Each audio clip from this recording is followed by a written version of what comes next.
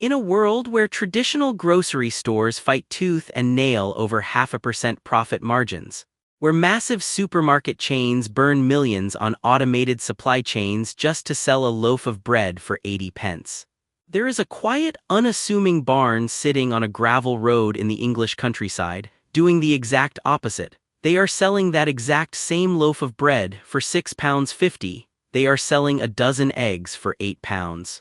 And a jar of honey for 12. What looks like a humble family-run farm shop displaying muddy carrots in wooden crates is quietly operating one of the most profitable and legally protected financial cash machines in modern retail. While the average high street supermarket struggles to make a 3% net profit margin, these rural retail operations are pulling in margin figures that look more like high-end tech companies or luxury fashion brands. How is this possible? How have farm shops across Britain managed to completely bypass the laws of traditional retail economics?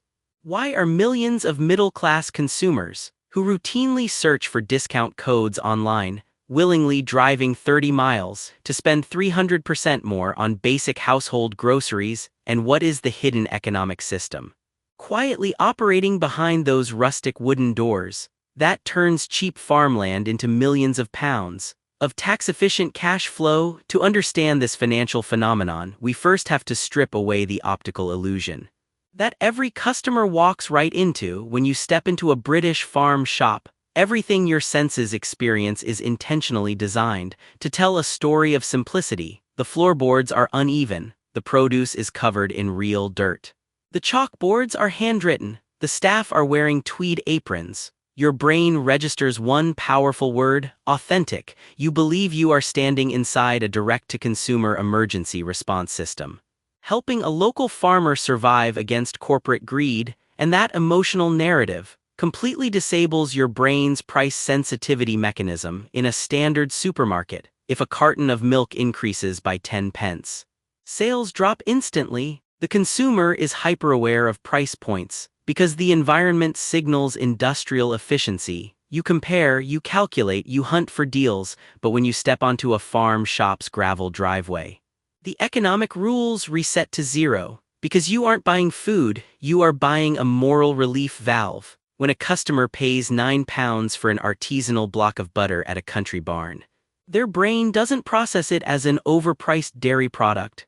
They process it as a charitable donation to local culture, wrapped inside a premium sensory experience. It is the exact same psychological framing that allows luxury watchmakers to sell $300 worth of steel for $20,000. They aren't selling timekeeping, they are selling prestige, and Britain's farm shops aren't selling groceries, they are selling moral affluence. Which brings us to the first massive financial contradiction of this entire industry. Most people assume that farm shops make their money by selling the food grown on the surrounding land. That is the foundation of the myth, but the math tells a radically different story. If a farm shop relied purely on crops harvested from its own fields, it would go bankrupt within 90 days. Traditional agriculture in Britain is a notoriously brutal business. Weather risks, skyrocketing fertilizer costs, and fixed commodity prices mean that growing wheat, carrots, or raising cattle often operates at a net loss per acre. So, where does the money actually come from? To find out, you have to look at the loading bays around the back of the barn. At 5 o'clock in the morning, before the first customer arrives, before the smell of freshly baked bread fills the air, large white unmarked delivery trucks pull up to the rear doors. They aren't bringing in baskets harvested from local soil. They are dropping off mass-manufactured, industrial-scale wholesale goods, shipped in bulk from central distribution networks. High-end preserves, imported Italian olive oils, cured meats, chocolates, and specialty cheeses. These items are bought at standard industrial wholesale prices, brought inside, unboxed, and carefully arranged on rustic pine shelves. The farm shop takes a jar of jam manufactured in a factory for 80 pence, slaps a brown paper label over the branding, ties a piece of twine around the lid, and lists it for £5.50. That is a 600% markup. The carrots covered in mud at the front of the store, those are often what retail strategists call a loss leader. They bring you through the door. They anchor the illusion that everything in the building came straight from the dirt outside. You buy 2 pounds of cheap local carrots, feeling like a conscious consumer, and then, while walking to the checkout, you pick up 50 pounds worth of imported, ultra-high-margin deli goods that have never touched local soil in their lives. It is a masterclass in product mix engineering by blending 20% real local produce with 80% high-margin wholesale goods. The farm shop creates a cash generation engine that traditional supermarkets can only dream of. A standard grocery store operates on high volume and microscopic margins. A farm shop operates on low volume and astronomical margins. They don't need 10,000 customers a day to break even. They only need a few hundred affluent weekend visitors who are completely immune to price resistance. But high profit margins on food are only the outer shell of this business model. As you dig deeper, you discover a second, far more powerful revenue layer. The real profit driver of the modern British farm shop isn't grocery sales at all, it's the kitchen. If you look at the floor plan of any top-performing farm shop built over the last decade, you will notice a deliberate architectural pattern. You cannot easily reach the exit without walking directly past, or straight through, a sprawling, open-plan cafe or restaurant. This is where unit economics become almost ridiculously lucrative. When a farm shop sells a raw potato at the retail counter, they might make 15 pence in profit when they take that exact same potato, slice it, fry it, call it an artisanal hand-cut chip, and serve it on a ceramic plate next to a cup of coffee in their restaurant.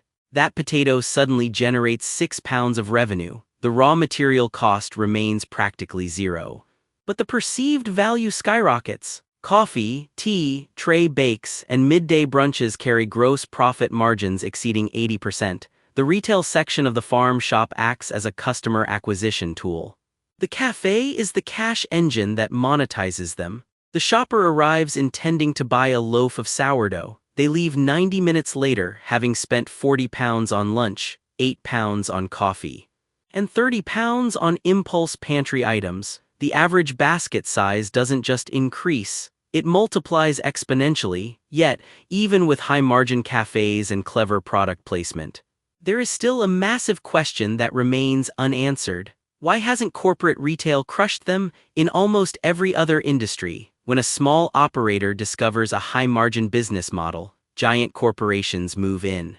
Copy the strategy, use their massive scale to lower prices, and wipe the independent players off the map.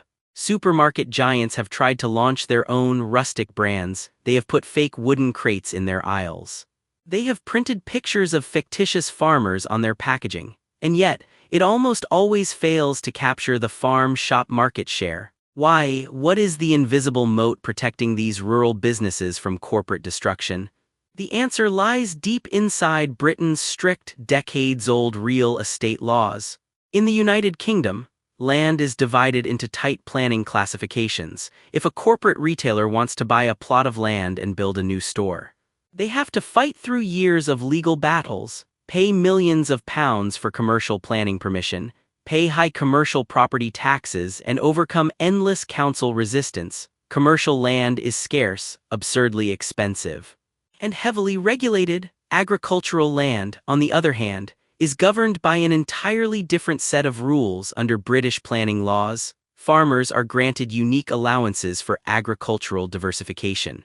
Decades ago, the government realized that traditional farming was becoming financially precarious. To prevent rural economic collapse, they gave landowners legal pathways to convert agricultural barns into retail spaces, provided the operation maintained a connection to the land. This creates a massive unfair advantage. A farm shop operator can build a multi-million-pound retail destination on land that cost a fraction of commercial real estate prices. Their land overhead costs are extraordinarily low, their business rates are shielded by agricultural concessions, and their location, surrounded by green fields, is legally protected from competitor entry. A supermarket chain cannot simply buy the field next door and build a competing store, because the local council will deny commercial planning permission to preserve the countryside.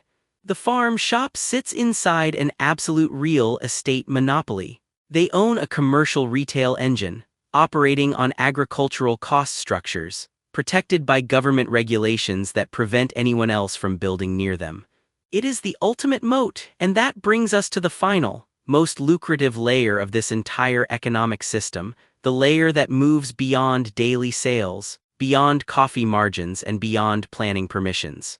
The hidden wealth generation play to the average visitor. A farm shop is a charming local market to high-net-worth landowners and family offices. A farm shop is one of the most effective tax sheltering and asset appreciation mechanics in existence. In the United Kingdom, agricultural land has historically enjoyed significant exemptions from inheritance tax through mechanisms like agricultural property relief. However, land that sits idle or simply grows low-yield crops generates modest capital returns. By building a successful farm shop on an estate, the owner accomplishes three critical financial objectives simultaneously. First, they transform low-yield agricultural soil into an asset yielding high commercial cash flow. Second, they dramatically inflate the overall valuation of the land itself. A 50-acre plot of pure farm soil might be worth a few £100,000, that exact same plot. Hosting a bustling farm shop generating millions in annual foot traffic sees its enterprise value multiply tenfold. Third, it creates a legal framework to funnel family capital into capital expenditure write-offs, upgrading roads, building barns, installing modern utilities, and landscaping the estate, all under the legitimate banner of business operations.